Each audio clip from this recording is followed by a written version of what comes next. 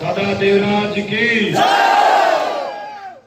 इस पावन और पवित्र भूमि पर मौजूद नानौद के मेरे सभी पिता तुल्य बुजुर्गों, मेरी मातृशक्ति, मेरे माताओं बहनों और मेरी सबसे मजबूत ताकत मेरे हम उम्र नौजवान साथियों, सारी बातें कह दी।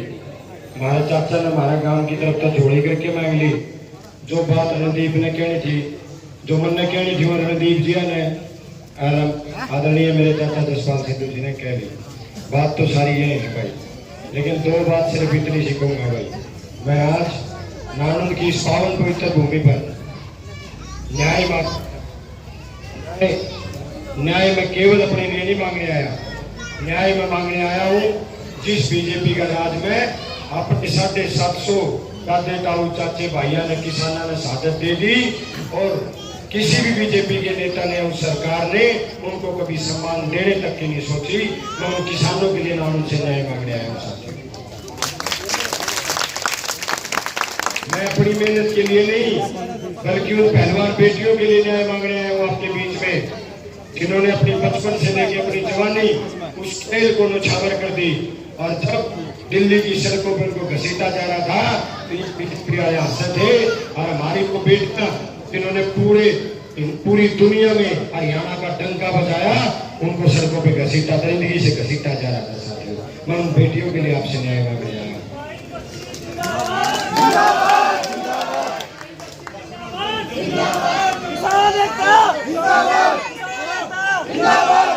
मैं उन मजदूर भाइयों के लिए न्याय मांगने आया हूँ आपके बीच में, जिन मजदूर भाइयों ने कोरोना काल का वो दौर याद करो, कोरोना काल का वो दौर आप लोग याद करो। उन मजदूरों ने बेचारा ने या बीजेपी एक ट्रेन या बस उपलब्ध नहीं करा पाई, 300 किलोमीटर अपने की लाश अपने कंधा पर डाल के वो अपने गांव में लेके गए।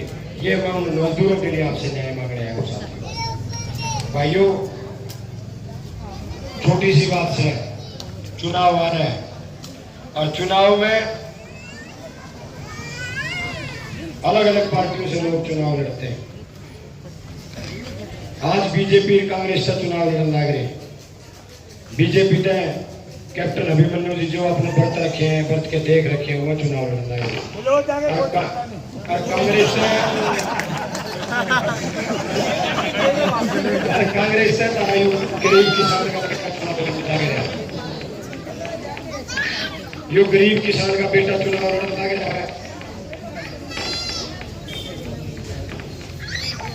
तो भाई जोड़ी करके साबत पेटवाड़ गांव की तरफ से मेरा चाचा ने मांग ली। मैं भी नानौद के पिता तुल्य बुजुर्गों से, नौजवान साथियों से, मेरी मातृशक्ति से हाथ जोड़ के और जोड़ी करके एक अपील करूँ। भाई बहुत संघर्ष कर रखा है और संघर्ष अथाह कर रखा है, आखिरी सीमा तक पहुंच लिया संघर्ष करके। इस बार मैंने तारा आशीर्वाद की बहुत सख्त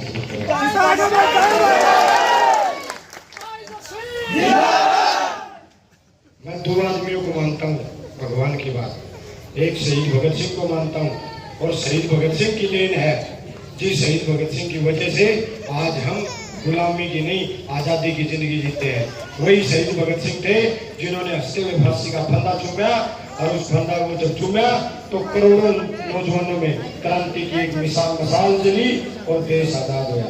दूसरा, मैं बाबा साहब भीमराव अम्बेडकर को मैं उनका अनुयायी अपने आप को मानता हूँ, क्योंकि आज अगर मैं इस चौपाल में खड़ा होकर बोल रहा हूँ, एक गरीब किसान का बेटा इस चौपाल में खड़ा होकर बोल रहा है, तो वो केवल और केवल बाबा साहब भीमराव अम्बेडकर की देन है साथियों। अगर ये दोनों ना होते तो राजाओं के बेटे राजा बनते, फिर उनके बेटे राजा बनते, फिर उनके बेटे राजा बनते। इन दोनों की वजह से आज देश भी आजाद है और इन दोनों की वजह से आप में से और हमारे में से एक गरीब किसान की बेटी इस स्थान पे जहां मैं बोल रहा हूँ, जिसे कांग्रेस पार्टी की टिकट मिली है, जिसकी सरकार आप लोग बनाने वाले हो, उस पार्टी की टिकट मिली है। ये केवल और केवल बाबा साहब भीमराव अम्बेडकर की देन है भाई।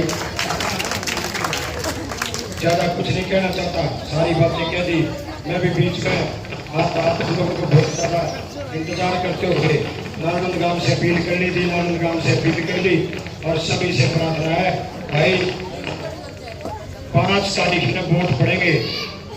5 तारीख ना हाथ का निशान वाला बटन दबा दियो कांग्रेस पार्टी के नाम पे और अपने इस बेटे की मेहनत देख के सारा नानंद हाथ के निशान का बटन दबा दियो भाई। 8 तारीख ने कांग्रेस की सरकार बनेगी। 8 तारीख में कांग्रेस की सरकार बनेगी और कांग्रेस की सरकार बनेगी तो मेरा वायदा है कि रणदीप भाई ठीक क्या था ठीक है रणदीप भाई उस दरबार में जितने आपके सेवादार होंगे उतना ही घना काम नानंद में होगा, उतने घने विकास होंगे। तो भाई 8 तारीख में सरकार बनेगी, गिनती बचा है, अपने इस बेटे की बात पकड़ लियो। 36 बना देगा कोई भाई अपने बेटे ना टोकियो। नानंद का इस कर्जा तार कर हर रोज प्रयास करूंगा फिर नानंद का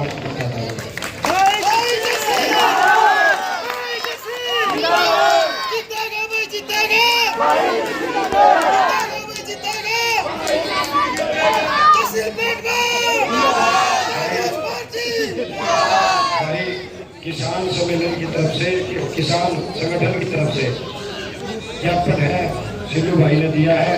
भाई हम तो हैं किसानों के बालक, या तो मांग तारी है या मांग मारी है, पूरी की पूरी जितनी है ये मैंने पहले ही बोल दी।